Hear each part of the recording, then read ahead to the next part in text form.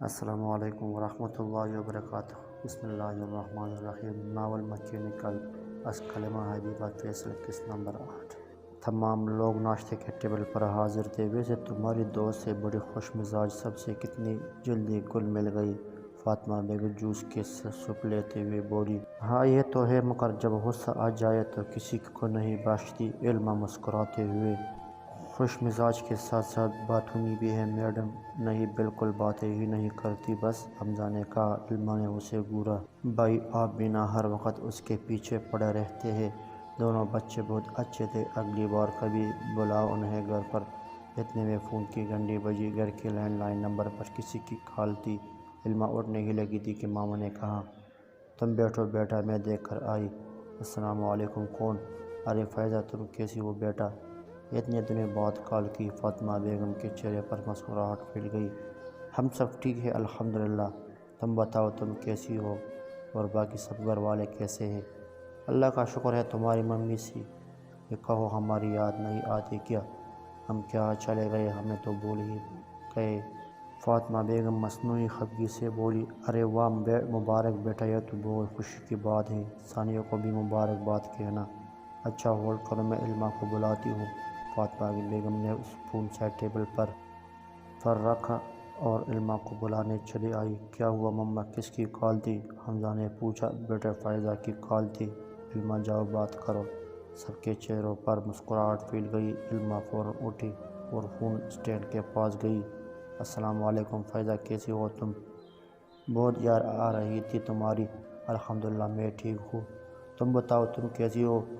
مجھے بھی بہت یاد آ رہی تھی، بہت مس کر رہی ہوں میں تمہیں۔ اللہ کے کرم سے میں بھی ٹھیک ہوں، تم بتاؤ کیسے یاد کیا؟ تمہیں پتہ ہے اگلے مہینے میری شادی کی ڈیٹ فکس ہوئی۔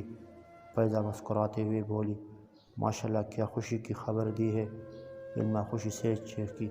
لیکن سنو، تم سب نہیں، میرا مطلب پوری فیملی نے 1.5-2 ہفتے پہلے میری شادی پر آنا ہے، اور میں کوئی بہانہ نہیں سنوں گی، اوکے نا؟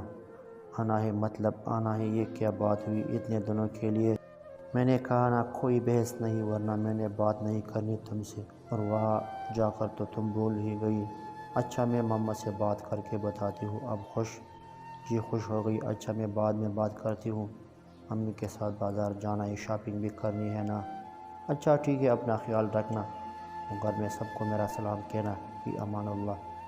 تم بھی اپنا خیال رکھنا، فی امان اللہ۔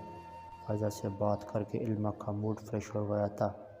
جب علمہ کی فیملی لاہور میں ہوتی تھی تو فائزہ ان کے پڑوس میں رہتی تھی۔ دونوں خاندانوں میں کافی لگاؤ تھا۔ فائزہ اور علمہ بھی بہنوں کی طرح رہتی تھی۔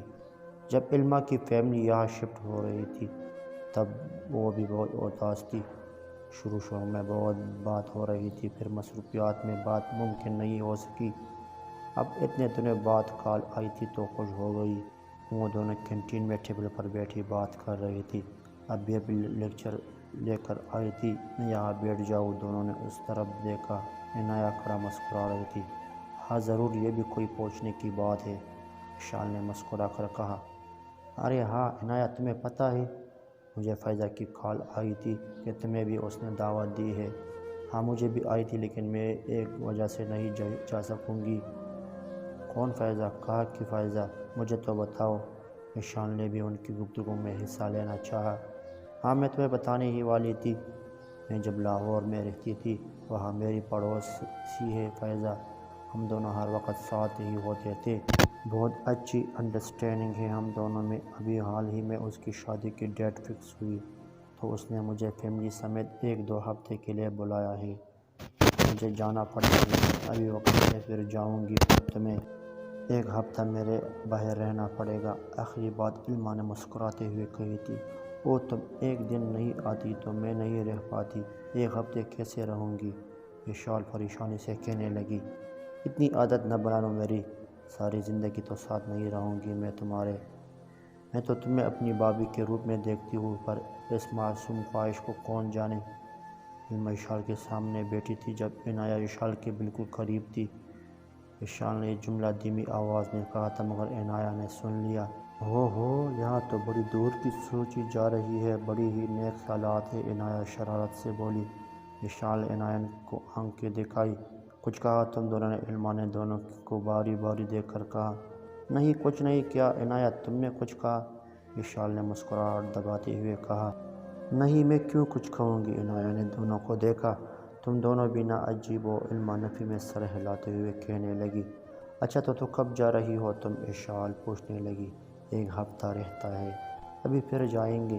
اوکے مینیج تو کرنا پڑے گا۔ چلو کوئی نہیں، لیکن تم نے جلدی واپس آنا ہے، وہیں کی ہو کر نہ رہ جانا۔ انشاءاللہ جلد واپس آؤں گی۔ اوکے کیا آرڈر دینا ہے بولو؟ عنایت نے آرڈر کیا۔ پھر وہ ادھر ادھر کی باتیں ڈسکس کرنے لگی۔ کوئی اور بھی تھا جو ان کی باتیں سن رہا تھا۔ آج ایک پروفیسر نہیں آئے تھے تو ان کا لیکچرر آف تھا۔ وہ دونوں کینٹین میں ایک ٹیبل کی جانب بڑھی۔ اچانک کسی نے انہیں روکا۔ اشال سنو۔ ان دونوں نے پیچھے مڑ کر دیکھا۔ ان کی کلاس میٹ ماریا ان کے سامنے کھڑی تھی۔ ہاں بولو ماریا کیا بات ہے؟ وہ تم نے کہا تھا نا کہ تم مجھے وہ ٹاپک سمجھاؤ گی۔ ارے ہاں میں تو بول ہی گئی۔ اشال نے سر پر ہاتھ مارا۔ ایک کام کرو علما، تم کسی ٹیبل پر بیٹھ جاؤ، میں ابھی سمجھا کر آئی، تھوڑا سا ہی ٹاپک ہے، جلدی ہو جائے گا جب تک تم کچھ آرڈر کرو۔ ٹھیک ہے پھر جلدی آنا۔ علما سر ہلاتے ہوئے آگے بڑھ گئی، جبکہ وہ دونوں کلاس کی جانب بڑھ گئے۔ ہاں کام ہو گیا ہے، باقی کام دھیان سے کرنا، کوئی گڑبڑ نہ ہو۔ دور کوئی منصوبے کے مطابق عمل کر رہا تھا۔ شاطرانہ مسکراہٹ لیے اس نے فون بند کر دیا۔ علما ایک ٹیبل پر کرسی کھینچ کر بیٹھ گئی۔ اس نے سینڈوچ اور کول ڈرنک کا آرڈر دیا اور اطراف میں نظر دوڑانے لگی۔ اچانک حاشر وہاں آیا اور کرسی کھینچ کر بیٹھ گیا۔ اسے دیکھتے ہی علما فوراً کھڑی ہو گئی۔ یہ کیا حرکت ہے؟ تمہیں ایک دفعہ کہی ہوئی بات سمجھ نہیں آتی؟ یہ آخری بار تھا، اگلی بار میں نے کمپلین کر دینی ہے، علما نے سخت لہجے میں کہا۔ ارے ڈیئر میں یہاں پر تماشا لگانے تھوڑی آیا ہوں، سکون سے کر بات کرتے ہیں، بیٹھ جاؤ تم بھی، ورنہ تماشا لگانا تو مجھے بھی خوب آتا ہے۔ دل جلانے والی مسکراہٹ لیے وہ وہیں بیٹھا رہا۔ اشال نے آس پاس دیکھا، کافی اسٹوڈنٹ تھے، مجبوراً اسے بیٹھنا پڑا۔ جلدی بولو، دفعہ ہو جاؤ، اتنی بے صبری بھی ٹھیک نہیں ہے، چائے پانی کا تو پوچھا ہی نہیں، وہ مسکراتے ہوئے بولا۔ دھیرے دھیرے علما کی برداشت کی حد ختم ہو رہی تھی۔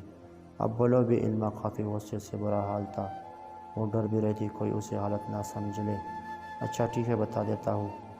تو سنو، ویسے تم کچھ بھی بولی تو نہیں ہوگی نا، کیونکہ تمہاری یادداشت کافی تیز ہے ان باتوں کا مطلب؟ اس نے ابرو چکھائے۔ اب حقیقت میں علما پریشان ہو گئی۔ اسے سب سے زیادہ اشال کی فکر تھی کہ اگر وہ ابھی آ گئی تو مطلب تو بہت نکل دے، کون سے بتاؤ۔ خیر اشال تو بڑی اچھی دوست ہے نا تمہاری؟ حاشر کے منہ سے اشال کا نام سن کر کہ علما کے چہرے پر ہوائیں اڑ گئی۔ اپنی گندی زبان سے اشال کا نام مت لو، کیا ارادہ ہے تمہارے؟ علما نے ایک ایک لفظ چھپا چھپا کر کہا۔ حاشر نے اپنا ہاتھ علما کے ہاتھ کی جانب بڑھایا جو ٹیبل پر تھا۔ علما نے فوراً ہاتھ پیچھے کر لیا۔ ارے نہیں ڈیئر، میں ہر بار ایک ہی عمل نہیں دہراتا، میں تو تمہیں آزما رہا تھا کہ تم پہلی والی حرکت ہی کرتی ہو کہ نہیں۔ اچانک حاشر کے موبائل پر میسیج کی ٹیون بجی۔ اس نے میسیج دیکھ اور شیطانی مسکراہٹ لیے علما کو دیکھا۔ ٹھیک ہے پھر میں چلتا ہوں، پھر ملاقات ہوتی ہے، وہ جانے لگا جب اشال بھی اسی طرف آنے لگی۔ علما کافی حیران اور پریشان ہو گئی۔ آخر وہ مجھ سے کیا کہنے آیا تھا؟ وہ کچھ بھی نہیں بولا، وہ کیا کرنے والا ہے؟ اے اللہ ہمیں اپنی حفظ و امان میں رکھے۔ اتنے میں اشال اس کے قریب آئی۔ نقاب کی وجہ سے وہ علما کے چہرے کی تاثرات نہیں دیکھ پائی۔ علما یہ حاشر یہاں کیا کر رہا تھا؟ کیا کہا اس نے؟ اگر کوئی ایسی ویسی حرکت کی ہوگی اس نے تو مجھے کہو، میں ابھی ٹھیک کرتی ہوں اسے، اشال نے فکر مندی سے کہا۔ نہیں کچھ نہیں، بس خواہ مخواہ فری ہونے کی کوشش کر رہا تھا۔ اچھا ٹھیک ہے پھر چلو بیٹھو جلدی، مجھے زور کی بھوک لگی ہے۔ پھر وہ دونوں ادھر ادھر کی باتیں کرنے لگی۔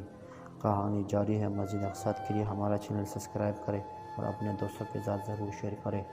السلام۔